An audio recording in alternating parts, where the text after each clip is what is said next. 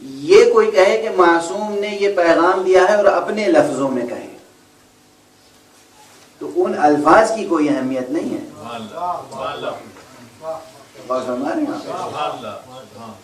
لفظ معصوم پر جب یقین حاصل ہو جائے کہ معصوم نے یہ لفظ ارشاد فرمایا وہ ہے دلیل حکم. توجہ ہے, دلیل حکم لفظ معصوم ہے, پیغمبر نے کیا لفظیں ادا کی وہ اہمیت ہے. تو بہت سی حدیثیں ہیں جو ان کو تواتر معنوی حاصل ہے. تواتر معنوی یہ کہ ہاں حضور نے یہ فرمایا مگر کن لفظوں میں فرمایا یہ نہیں معلوم.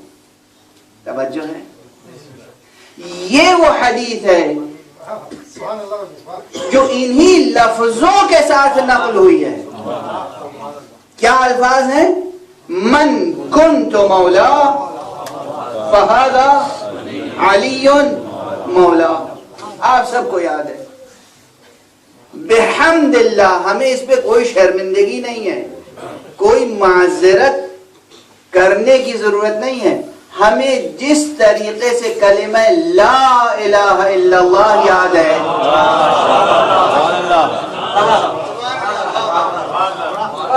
جس طریقے سے کلمہ محمد رسول اللہ یاد ہے, اسی طرح ہمارے بچے کو یہ کلمہ یاد ہے. من کنت مولا فہذا علی مولا. یاد ہے یہ جملہ. اس کے معنی کیا ہے؟ لفظ من آتا تو ہے ذوی العقول کے لیے, یعنی ان افراد کے لیے جو صاحبان عقل ہیں, انسان کے لیے, جن کے لیے. لیکن کبھی کبھی اس کا اطلاق تمام موجودات کا احاطہ کرتا ہے. جس طرح ماں, لفظ ماں عربی کا لفظ میم الف ماں, ماں یعنی جو, من یعنی جو. ماں غیر ذوی العقول کے لیے ہے, لیکن کبھی کبھی ذوی العقول کے لیے بھی آتا ہے. توجہ ہے. اسی طرح من ذوی العقول کے لیے مگر غیر ذوی العقول کے لیے آتا ہے. جب پیغمبر فرما رہے ہیں من کنت مولا, میں جس کا مولا ہوں, تو مسئلہ صرف انسانوں تک محدود نہیں رہے گا.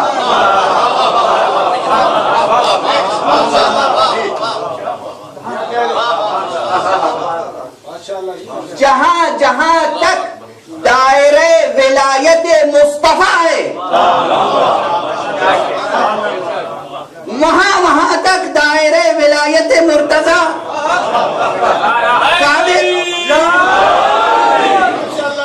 توجہ ہے. اس میں کسی بہت گہری منطق کی ضرورت تو نہیں ہے, کسی فلسفے عرفان کی ضرورت نہیں ہے. سادہ گرامر اگر کسی کو معلوم ہے, زبان اگر کوئی سمجھتا ہے, تو حضور کیا فرما رہے ہیں؟ من کنت مولا, میں جس کا مولا ہوں. جہاں تک پیغمبر کی ولایت عام ہے. اب پیغمبر کی ولایت کہاں تک عام ہے؟ اسے یا مسلمان بتائیں یا قرآن مجید سے دریافت کریں. تاریخ گواہ ہے کہ پیغمبر کا دائرہ ولایت کہاں تک ہے. پیغمبر اگر درخت کو اشارہ, ولایت کے معنی کیا ہے؟ یہاں پر ٹھہر کے سنیے گا اور آپ اپنے اپنے دلوں کا جائزہ بھی لیجیے گا. یہیں فضائل بھی ہے اور یہیں درس بھی ہے. ولایت میں داخل ہونے کے معنی کیا ہوتے ہیں؟ کیا معنی؟ داخل ہونے کے معنی کیا ہے؟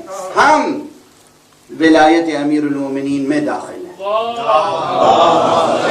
دعویٰ ہے. دلیل کیا ہے؟ صرف ایک دلیل ہے. نعرہ کبھی دلیل نہیں ہوتا عزیزان گرامی. دعویٰ کبھی دلیل نہیں ہوتا. دعویٰ ہوتا ہے, نعرہ ہوتا ہے. دعویٰ بھی محتاج دلیل ہے، نعرہ بھی محتاج ثبوت ہے۔ عمل وہ ہوتا ہے کہ جو نہ دعوے کی ضرورت ہے نہ نعرے کی ضرورت ہے۔ کسی کے ولایت میں داخل ہونے کے معنی ہے اس کی اطاعت، داخل ہونے کے معنی ہے اطاعت۔ ولایت قبول کرنے کے معنی کیا ہیں؟ اللہ کی توحید قبول کرتے ہیں، آپ کہتے ہیں لا الہ الا اللہ، اس کے بعد مجال ہے کہ آپ کسی بت کے سامنے جا کے سجدہ کریں؟ نہیں ممکن ہے نا۔ ادھر آپ نے سجدہ کیا، ادھر وہ لا الہ الا اللہ کی ولایت سے آپ خارج ہو گئے۔ ادھر سجدہ کیا غیر خدا کو، ادھر لا الہ الا اللہ کی ولایت سے خارج۔ ادھر کسی غیر محمد کو نبی مانا، ادھر محمد رسول اللہ کی ولایت سے خارج۔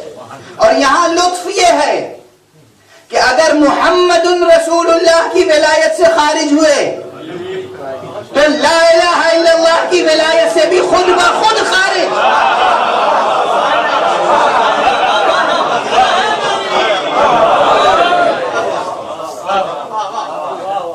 ادھر محمد رسول اللہ کی ولایت سے خارج ہوئے، ادھر لا الہ الا اللہ کی ولایت سے خارج۔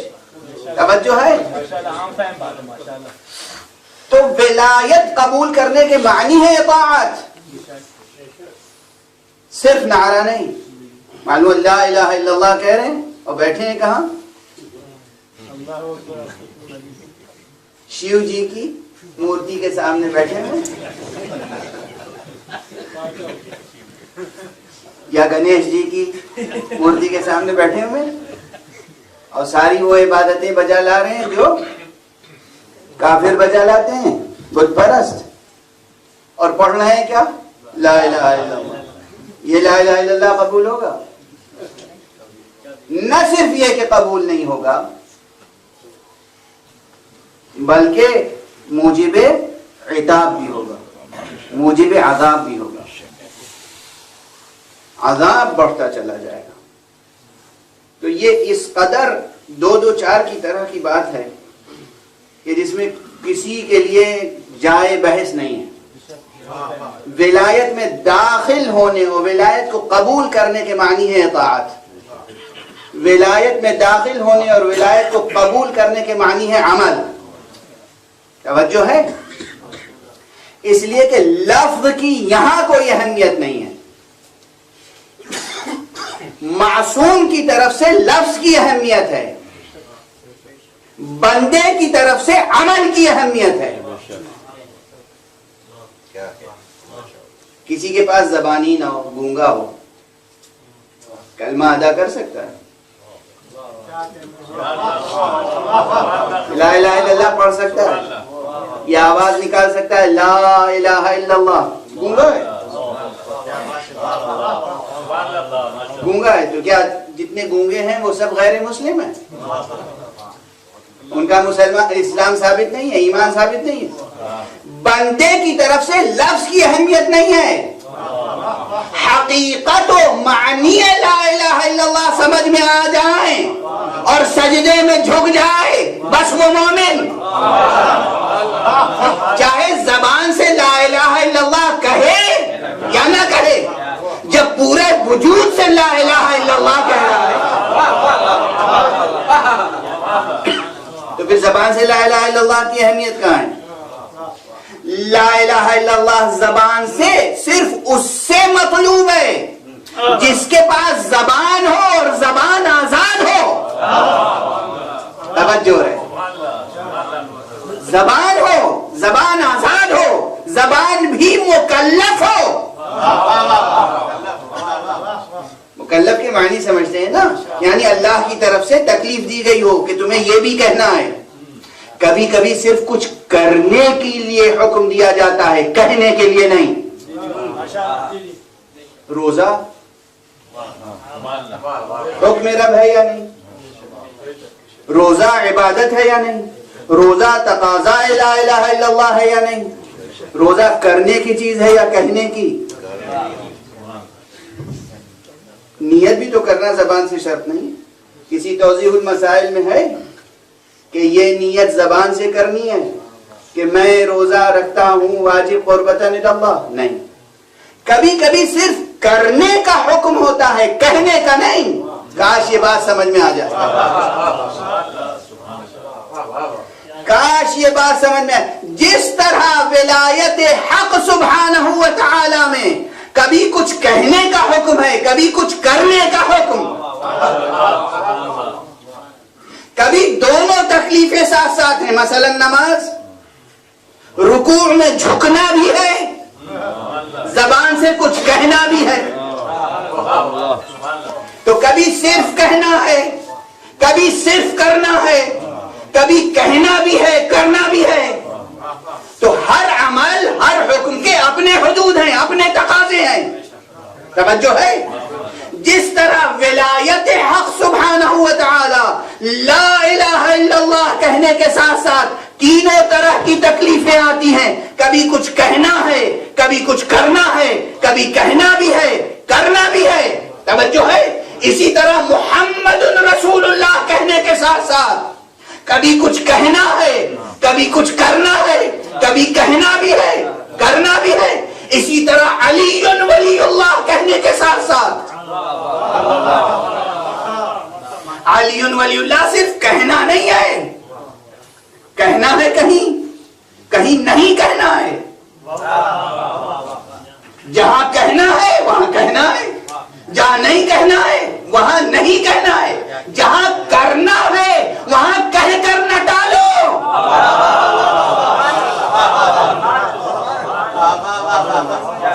جہاں کرنے کا تقاضا ہے وہاں کچھ کر کے دکھاؤ.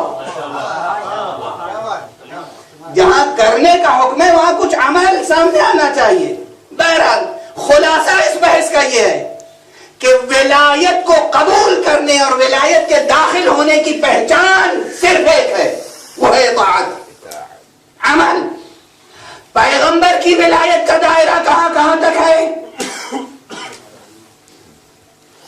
درخت کو اشارہ کیا، آ گیا. اور صرف یہی نہیں کہ آ گیا، یہ روایت کسی اور نے نہیں نقل کی ہے. امیر المؤمنین علی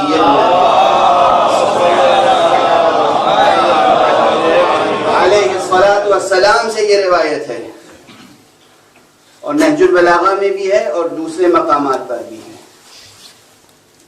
کہ امیر المؤمنین علیہ الصلوۃ والسلام نے فرمایا کہ کفار آئے، انہوں نے حضور سے معجزے کا تقاضا کیا.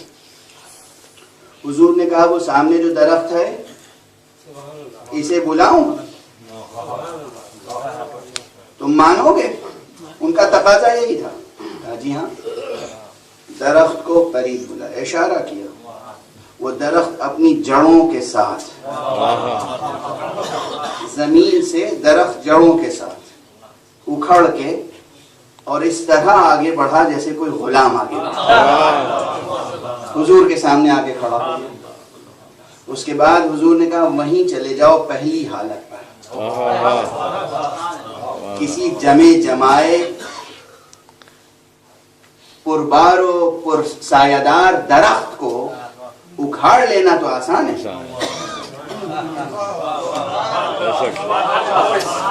لیکن پھر اسی طرح پہلی شکل و صورت پہ پہنچ جاؤ. درخت پھر اپنی جگہ واپس آیا. توجہ ہے؟ اور جیسے تھا پہلی شکل میں اسی شکل میں قائم ہو گیا. یہ ہے دائرہ ولایت میں اطاعت کی شان ایک درخت کی. توجہ ہے؟ حضور نے چاند کو اشارہ کیا، دو ٹکڑے ہو گیا. یہ ہے چاند کی شان اطاعت ولایت مصطفیٰ میں. حضور نے سورج کو اشارہ کیا اور سورج پلٹ آیا. یہ ہے سورج کی شان اطاعت ولایت مصطفیٰ میں. اب مصطفیٰ کو سنو، کہتے من کنت مولا،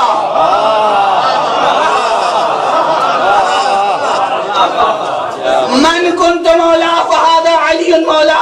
جس کا میں مولا ہوں اس کے علی مولا ہیں. صرف تمہارے لیے نہیں، سورج کا مولا آج سے علی ہے، چاند کا مولا علی ہے، درخت کا مولا علی ہے،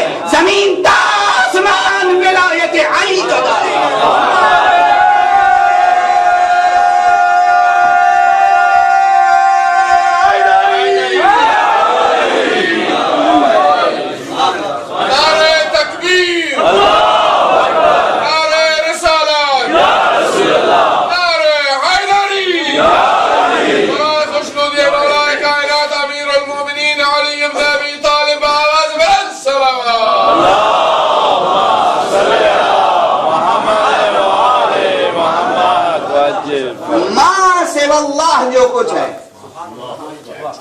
اللہ اللہ ہے، اللہ خالق ہے، اللہ محبود ہے، اللہ معبود ہے، اللہ اللہ ما سوا اللہ، اللہ کے بعد جو کچھ ہے دائرہ ولایت مصطفیٰ میں، اور جو کچھ دائرہ ولایت مصطفیٰ میں ہے وہ سب دائرہ ولایت مرتضیٰ میں ہے۔ اور ہمارے یہاں یہ غلطی اسی دن ہو گئی تھی، پہلے دن نہیں سمجھے لوگ یہ نقطہ، بخن بخن کہنے والے یہ نقطہ نہیں سمجھے، انہوں نے صرف اتنا کہا کہ بخن بخن لک یا ابن ابی طالب، اے ابو طالب کے فرزند مبارک ہو کہ آج سے آپ تمام مومنین و مومنات کے بھی مولا ہو گئے اور میرے بھی مولا ہو گئے۔ ایک بات ان کی سمجھ میں نہیں آئی، لیکن ایک بات ہماری سمجھ میں آ گئی۔ ان کی سمجھ میں یہ بات نہیں آئی کہ دائرہ ولایت علی ابن ابی طالب صرف انسانوں تک محدود نہیں ہے، انسان، جن، تمام جمادات، تمام نباتات، تمام حیوانات، تمام ملائکہ، تمام فرشتے محکوم علی ابن ابی طالب، یہ ہے دائرہ ولایت علی ابن ابی طالب۔ یہ کوئی مبالغہ نہیں ہے، یہ کوئی شاعری نہیں ہے، یہ نص قول پیغمبر ہے صلی اللہ علیہ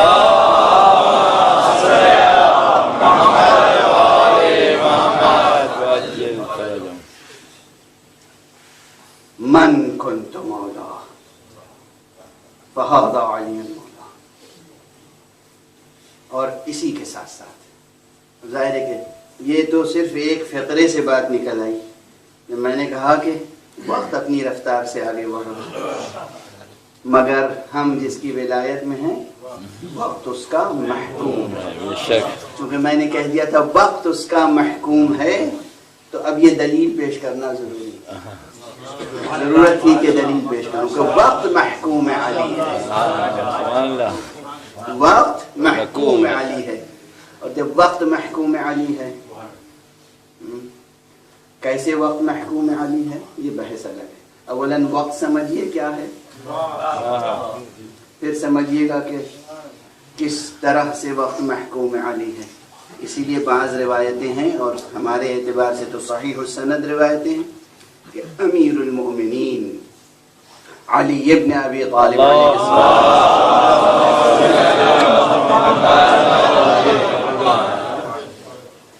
کے لیے 2 مرتبہ سورج پلٹا ہے،